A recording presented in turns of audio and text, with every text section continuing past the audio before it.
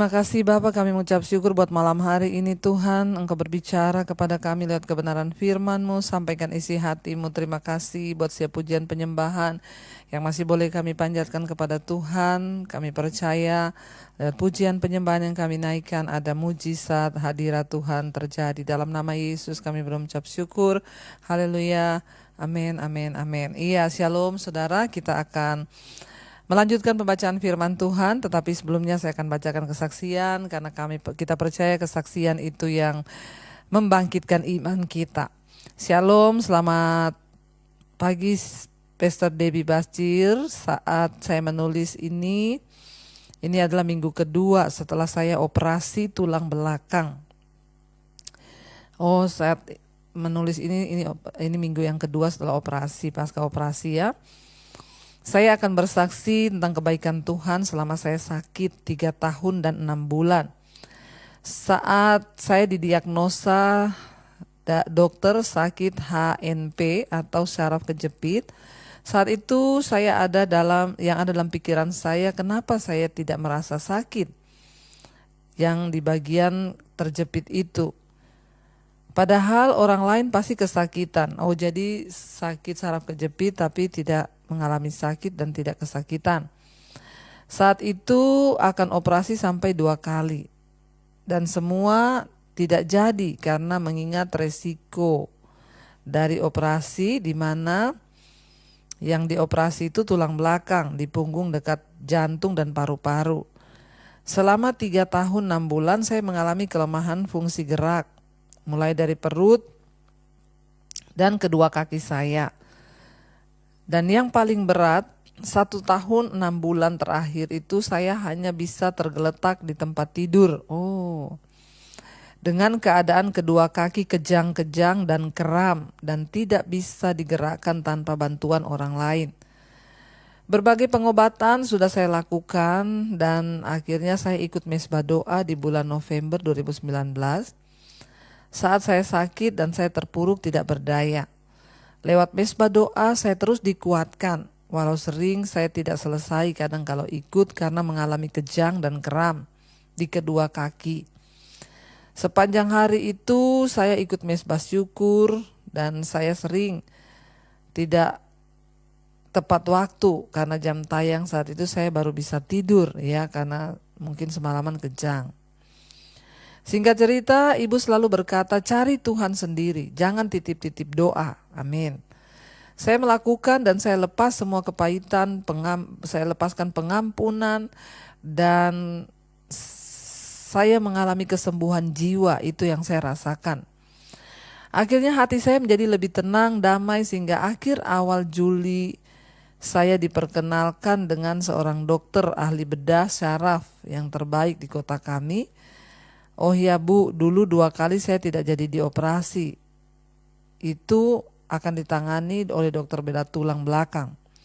Namun saat saya ditangani dengan dokter bedah syaraf, apa yang menjadi pertanyaan saya selama ini, kenapa kalau sakit saraf kejepit kok tidak sakit? Dokter bedah syaraf menjelaskan bahwa saya bukan terkena syaraf kejepit, tetapi saya terkena degenerasi tulang di bagian punggung yang mana terjadi penebalan tulang secara perlahan dan terus-menerus sehingga menekan pusat saraf gerak di bagian yang untuk pergerakan kaki. Ini yang membuat tidak sakit, tetapi yaitu terus menekan perlahan dan terus-menerus sehingga mengakibatkan melemahnya syaraf di bagian kaki sehingga nggak bisa jalan ya. Kasus saya termasuk unik di tempat yang tidak umum dan sangat beresiko. Tapi puji Tuhan saat Tuhan pertemukan saya dengan dokter yang baik dan semua proses persiapan operasi dilakukan dan saya merasakan damai dan sukacita dan tidak ada rasa takut padahal operasi ini berlangsung selama 7 jam. Semua peralatan penunjang operasi disiapkan, antisipasi kegagalan dalam operasi, tapi Tuhan bekerja dengan luar biasa. Ya, setelah selesai operasi saya sadar dan semua baik-baik saja, bahkan transfusi darah pun tidak. Oh iya Bu, sebelum saya ke rumah sakit saya angkat perjamuan kudus. Ya, saya ikut perjamuan kudus hari Minggu di rumah saya. Singkat cerita, saya sekarang sudah terbebas dari sakit kejang dan kram yang bertahun-tahun saya alami. Saat ini saya tinggal menjalani pemulihan, sekalipun saat ini saya belum bisa sembuh sempurna, masih pasca operasi, tapi saya sudah disembuhkan dan saya percaya saya sembuh sempurna, bisa berjalan, dan saya juga percaya Tuhan Yesus tidak pernah setengah-setengah dalam menolong. Terima kasih Bu Debi, lewat mesbah doa dan mesbah syukur, saya diubahkan dan saya semakin mengenal Tuhan Yesus. Amin. Tuhan Yesus baik, lihat ini semua saya merasakan kuasa Tuhan Yesus, puji Tuhan. Bahkan pujian yang selalu dinyanyikan saat sebelum dan sesudah operasi terus mengalir dari tempat yang maha tinggi. Bapa kekal mulia, Engkau hadir di sini, memulihkan hati, menyembuhkan yang terluka. Aku akan tenang bersamamu Bapa. Menjalani operasi saya tenang karena Bapa ada bersama saya. Inilah kesaksian saya Ibu, maaf kalau terlalu panjang. Kiranya Tuhan Yesus memberkati dan menyertai, memberkati Ibu dan pelayanan Ibu serta seluruh keluarga dan tim mesbah doa. Puji Tuhan, Tuhan ajaib, Tuhan dahsyat ya Pak. Karena memang luar biasa penyertaan Tuhan buat Bapak. Dokter pertama berkata Bapak saraf kejepit. 2 kali gagal operasi, ternyata Tuhan mau pertemukan Bapak dengan dokter yang terbaik. Setelah Bapak melepaskan pengampunan, mengalami kesembuhan jiwa terlebih dahulu, mendengarkan firman dan Bapak bertindak untuk melakukan firman. Puji Tuhan, Tuhan dahsyat ya, dan Tuhan ajaib. Baik saudara, kita akan melanjutkan bacaan firman Tuhan. Kemarin kita sudah selesai dengan Imamat pasal yang ke-9. Dan hari ini kita akan masuk di Imamat pasal yang ke-10. Imamat pasal yang ke-10, kematian Nadab dan Abihu. Ayat yang pertama, kemudian anak-anak Harun, Nadab dan Abihu masing-masing mengambil perbaraannya, membubuh api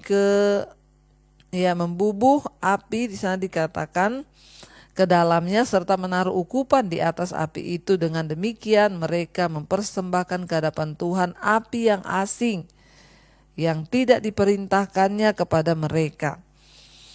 Jadi saudara, di sini kita melihat jadi apa yang dimaksud dengan anak Harun ini, Nadab dan Abihu mempersembahkan api asing kepada Tuhan. Ya, apa yang salah dengan persembahan mereka ya? Yang mereka persembahkan di hadapan Tuhan. Api di atas mezbah kurban bakaran tidak pernah padam.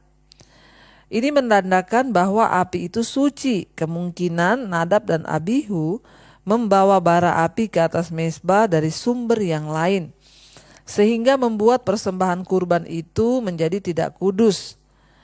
Ada juga pendapat bahwa kedua imam tersebut memberikan kurban pada waktu yang tidak sesuai dengan ketentuan.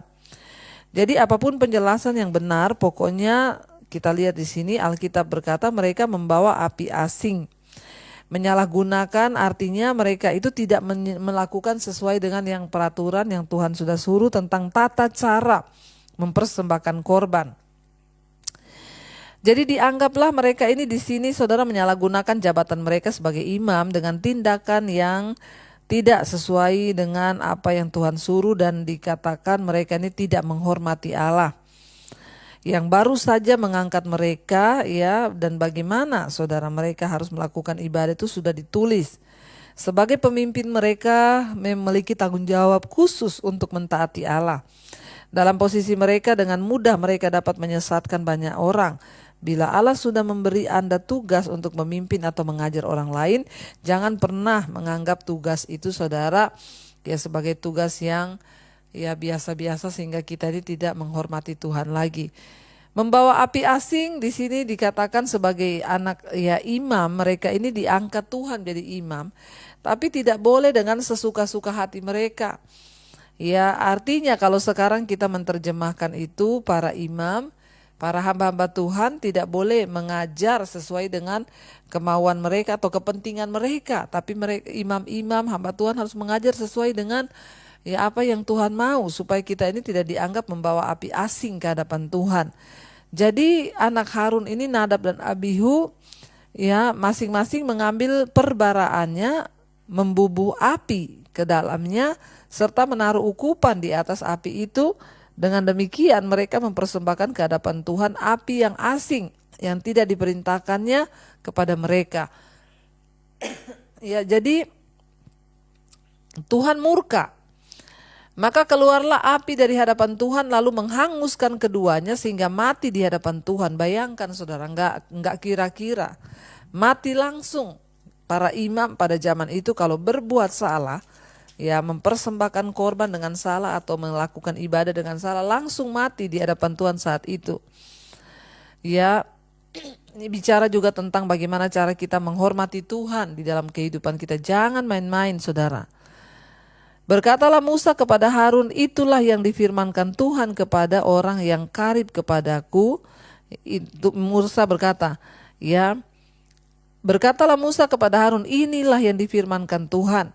Kepada orang yang karib kepadaku kunyatakan kekudusanku, dan di muka seluruh bangsa itu akan kuperlihatkan kemuliaanku. Dan Harun berdiam diri. Kemudian Musa memanggil Misael dan Elsafan, anak-anak Uziel, paman Harun. Lalu berkatalah ia kepada mereka, datang kemari, angkatlah saudara-saudaramu ini dari depan tempat kudus keluar perkemahan. Mereka datang dan mengangkat mayat keduanya, masih berpakaian kemeja, keluar ke perkemahan seperti yang diperintahkan Musa.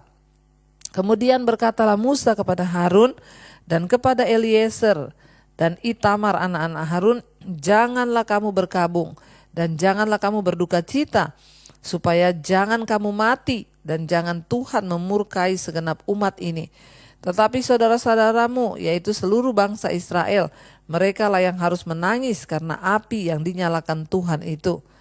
Janganlah kamu pergi dari depan pintu kemah pertemuan, supaya jangan kamu mati karena minyak urapan Tuhan ada di atasmu. Mereka melakukan sesuai dengan perkataan Musa. Saudara, kita lihat di sini ya, anak-anak Harun mengikuti peraturan tentang kurban secara sembarangan mereka melakukan. Sebagai akibatnya Allah membinasakan mereka dengan tiupan api. Ya, mempersembahkan kurban adalah tindakan ketaatan. Melakukannya dengan benar menunjukkan kehormatan kita kepada Allah. Jangan berbuat dengan sembrono ya dalam mentaati Tuhan, saudara. Ya, dan Tuhan ini dikatakan Musa bilang, kamu tidak boleh menangis, tapi bangsa Israel harus menangis karena melihat kejadian ini. Artinya apa? Biarlah mereka bertobat, ya, melihat betapa Tuhan itu kudus dan jangan main-main dengan kekudusan Tuhan, sebab ini menjadi peringatan. Ya, lalu dikatakan di sana, saudara,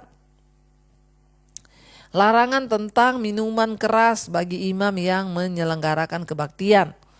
Ya, ini jangan sembarangan bagi kita para hamba Tuhan, majelis mungkin ya dilarang minum minuman keras ya. Ayat yang ke-8, Tuhan berfirman kepada Harun, janganlah engkau minum anggur atau minuman keras engkau serta anak-anakmu bila kamu masuk ke dalam kemah pertemuan, supaya jangan kamu mati. Itulah suatu ketetapan untuk selamanya bagi kamu turun-temurun. 10. Haruslah kamu dapat membedakan antara yang kudus dengan yang tidak kudus, antara yang najis dengan yang tidak najis. Dan haruslah kamu dapat mengajarkan kepada orang Israel segala ketetapan yang telah difirmankan Tuhan kepada mereka dengan perantaraan Musa. Jadi ada, saudara, ya, orang-orang yang terikat dengan minuman keras sehingga harus setiap hari minum terus sampai mabok. Ya, Tuhan berkata jangan sampai para imam ya menyentuh atau ya mereka itu menyelenggarakan kebaktian minum minuman keras, ya, tidak boleh. Apalagi ketika mereka hendak masuk ke ruang Maha Kudus. Bagian imam dari kurban. Kemudian berkatalah Musa kepada Harun dan kepada Eliezer dan Itamar anak-anak Harun yang tinggal itu, ambillah kurban sajian yang tinggal dari segala korban api-apian Tuhan, makanlah itu sebagai roti yang tidak beragi di samping mezbah, karena itulah bagian Maha Kudus. Haruslah kamu memakannya di suatu tempat yang kudus, karena itulah ketetapan bagimu dan anak-anakmu dari segala korban api-apian Tuhan. Sebab demikianlah diperintahkan kepadaku. Pada dada persembahan unjukan dan paha persembahan khusus itu haruslah kamu makan di suatu tempat yang tahir, dan engkau ini serta anak-anakmu, laki-laki dan perempuan, karena semuanya diberikan ketetapan bagimu dan anak-anakmu korban sebagai korban keselamatan orang Israel. Paha persembahan khusus dan dada persembahan unjukan itu haruslah dibawa mereka ke tempat segala kurban api-apian yang dari lemak itu, supaya dipersembahkan sebagai persembahan unjukan di hadapan Tuhan. Itulah suatu ketetapan untuk selamanya bagimu serta bagi anak-anakmu, seperti yang diperintahkan Tuhan. 16. Kemudian Musa mencari dengan teliti kambing jantan korban penghapus dosa itu, tetapi ternyata kambing itu sudah habis dibakar. Sebab itu dimarahinya lah Eliezer dan Itamar anak-anak Harun yang tinggal itu, katanya, mengapa tidak kamu makan korban penghapus dosa itu di tempat yang kudus? Bukankah itu suatu bagian maha kudus, dan Tuhan memberikannya kepadamu supaya kamu mengangkut kesalahan umat ini dan mengadakan pendamaian bagi mereka di hadapan Tuhan? Lihat, darahnya itu tidak dibawa masuk ke dalam tempat kudus. Bukankah seharusnya kamu memakannya di tempat kudus seperti yang telah kuperintahkan? Lalu berkatalah Harun kepada Musa, memang benar pada hari ini mereka telah mempersembahkan korban penghapus dosa dan korban bakaran mereka ke hadapan Tuhan. Tetapi hal-hal seperti tadilah yang kualami. Jikalau pada hari ini aku memakan juga korban penghapus dosa, mungkinkah hal itu disetujui Tuhan? Ketika Musa mendengar itu, ia menyetujuinya. Jadi mereka sudah takut bertindak, saudara, ketika mereka melihat adik mereka mati, lalu mereka juga sudah takut akhirnya. Ya, mereka ketakutan. Jadi saudara, kita lihat ya, hari ini kita belajar untuk menghormati Tuhan dan jangan sembrono dengan hidup kita, dengan cara kita beribadah. Persembahkanlah ibadah yang berkenan, yaitu hidup yang kudus, hati yang tahir. Mari kita tundukkan kepala, kita mau sama-sama berdoa. Terima kasih Bapa, kami mengucap syukur malam ini. Tuhan mengingatkan kami untuk selalu hidup dalam kekudusan, mempersembahkan korban yang benar dan yang tidak bercacat. Terima kasih Bapa, roh jiwa dan tubuh kami serahkan dalam tangan kasih kuasa-Mu. Tuhan jamah dan lawat setiap kami, ajar kami terus melakukan yang berkenan di hadapan Tuhan. Lihat hati kami Bapa, dan bawa kami untuk mengikuti petunjuk dan tuntunan Tuhan. Beritahukan kepada kami jalan-jalan-Mu, agar kami belajar dalam ketaatan, kami menuruti firman-Mu. Berkati setiap anak-anak-Mu yang ikut mesbah doa malam ini, dalam rumah tangga, kehidupan mereka, apapun yang mereka alami, Tuhan terus bawa mereka bertumbuh dalam Engkau. Berkati juga Tuhan untuk setiap mereka yang sedang terbaring sakit, kesembuhan boleh terjadi. Berkati setiap mereka yang terikat dengan dosa-dosa kenajisan, percabulan, homoseksual, lesbian, rokok, minuman keras, obat-obatan terlarang, narkoba, kemarahan, kepahitan, ketakutan, kegelisahan. Kami tolak semua itu di dalam nama Tuhan Yesus. Lepaskan setiap anak-anak-Mu Bapa. Kami berdoa menyerahkan seluruh hidup kami ke dalam tangan Tuhan. Tuhan yang pimpin, Tuhan yang menyertai. Kau juga terus memberkati Bapa untuk setiap mereka yang sedang terlilit hutang piutang. Tuhan beri roh pertobatan agar Tuhan turut bekerja mendatangkan kebaikan. Yang ingin menjual aset, Tuhan turut campur tangan. Bapa, Engkau berkati setiap mereka yang rindu punya keturunan. Tuhan bukakan kandungan yang tertutup. Kami berdoa Tuhan menyertai semua anak-anak-Mu yang ada di bangsa kami Indonesia. Berkati bangsa ini Tuhan, hujan pertobatan tercurah dari Sabang sampai Merauke. Tuhan jamah dan lawat, berikan Tuhan senantiasa kemuliaan-Mu di atas bangsa kami. Mulai dari para pemimpin, Bapak Presiden Jokowi, wakil, seluruh jajaran kabinet yang ada, TNI Polri, Tuhan terus memberkati, memurnikan bangsa kami. Hujan pertobatan tercurah, orang-orang berbalik meninggalkan dosa, datang kepada Tuhan. Berkati Bapa semua bangsa-bangsa di 5 benua, Asia, Afrika, Amerika, Eropa, Australia. Tuhan tutup bungkus dan kuasa darah-Mu. Jagai, lindungi, terutama Tuhan setiap anak-anak-Mu yang setia berdoa.